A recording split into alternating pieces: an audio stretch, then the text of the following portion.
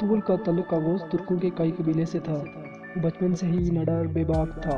اسے گھڑ سواری تیر اندازی اپنے باپ سے ورثے میں ملی تھی۔ وہ شکار پر نکلتا تھا تو خالی ہاتھ نہیں لوٹتا تھا۔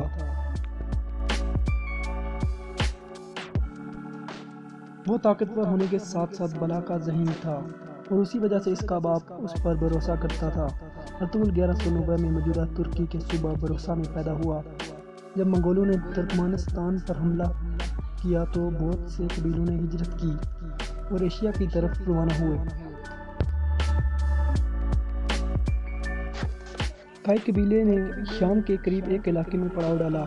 اس کا والد سلمان شاہ چاہتا تھا جلد از جلد کسی بہتر مقام کی طرف ہجرت کی جائے، اس لیے اس نے ارطغرل کو حلب بھیجنے کا فیصلہ کیا۔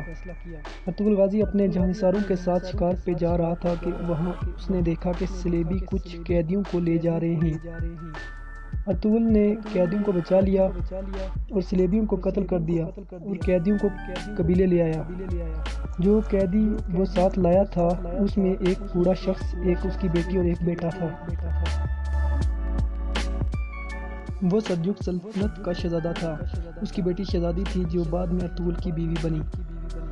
صلیبیوں نے اپنے ساتھیوں کا بدلہ لینے کے لیے ان پر حملہ کیا۔ کئی قبیلے نے ان کے حملے سے پہلے ہی ارطغرل کی قیادت میں ان کے قلعے پر حملہ کر دیا اور اسے فتح کر لیا۔ 1225 میں سلمان شاہ کے انتقال کے بعد قبیلے کی سرداری کا مسئلہ سامنے آیا، لیکن اس سے قبل کہ فیصلہ ہوتا منگولوں نے ان پر حملہ کر دیا اور خون ہی خون بہا دیا۔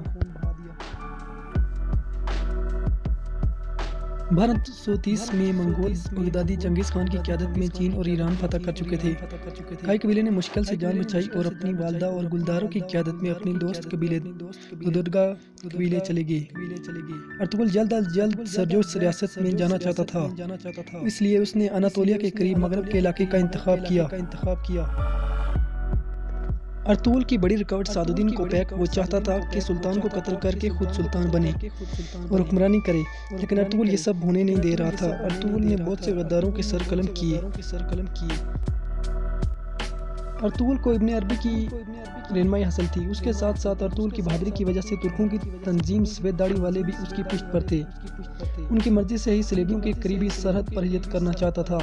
اس نے اپنے بھائی سے بغاوت اور اپنے جانصاروں، والدہ، چھوٹے بھائی کے ساتھ ہجرت کی۔ ان کے پاس کھانے تک کا کچھ نہیں تھا۔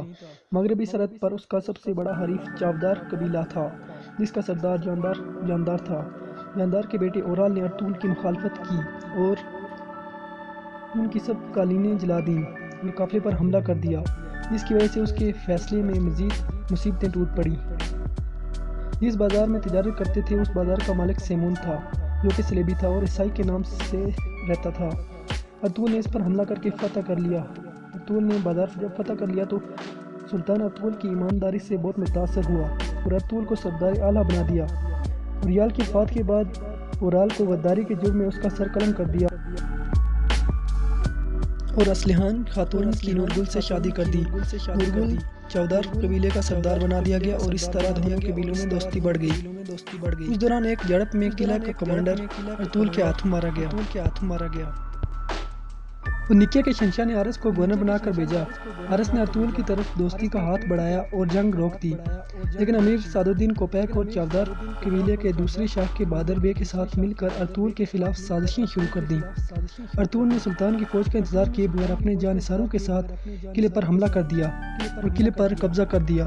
قلعہ کا گورنر اپنی جان بچا کر بھاگ گیا اور قلعے پر سلجوق سلطنت کے کئی قبیلے کا پرچم لہرا دیا گیا۔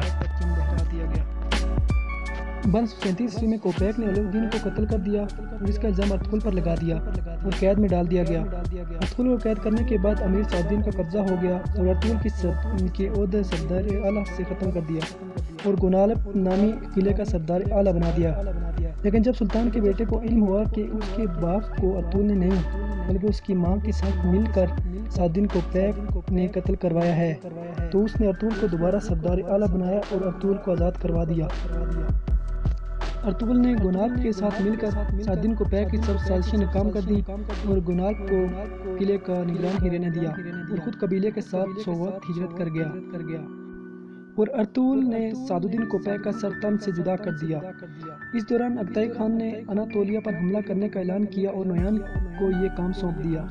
ارطغرل کی غیر موجودگی میں نویان کی بہن کائی قبیلے پر حملہ کرنا چاہا لیکن ناکام رہی اور نویان کی بہن ماری گئی۔ کوسڈاک کی جنگ میں سلیجوقوں کو بری طرح شکست دے کر منگولوں نے اناطولیہ پر قبضہ کر لیا اور ارد گرد کے تمام قبیلوں کے سردار یہاں تک کہ سلطان بھی منگولوں کو ٹیکس دینے پر مجبور ہو گیا۔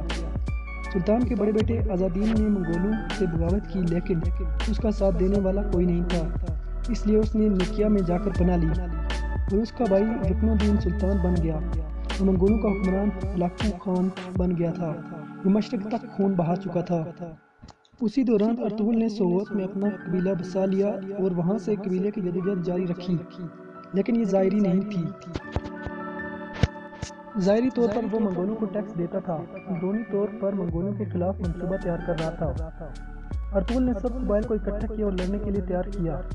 الباسطی نے اس کے بھائی گلداروں کے قبیلے کو تباہ کر دیا اور وہ اپنی جان بچا کر پہاڑوں میں روح پوش ہو گیا تھا۔ الباسطی جب کھل کے ارطغرل کے سامنے آیا تو اس کے بھائی گلداروں کے ہاتھوں مارا گیا۔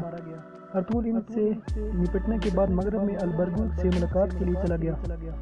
ارطغرل نے برگا خان کے وزیر کو بے نقاب کیا۔ ارطغرل نے برگا خان سے مل کر منگولوں سے جنگ کی۔ اس نے برگا خان کو یقین دلایا کہ جب وہ منگولوں پر حملہ کرے گا تو اناطولیہ کے ترک اس کے شانہ بشانہ ہوں گے۔ ارطغرل واپس قبیلے آیا اور ساری ذمہ داری اپنے چھوٹے بھائی کو دی اور جنگ کے لیے نکل پڑے۔ یوں مسلمانوں کو فتح نصیب ہوئی اور منگولوں کو شکست۔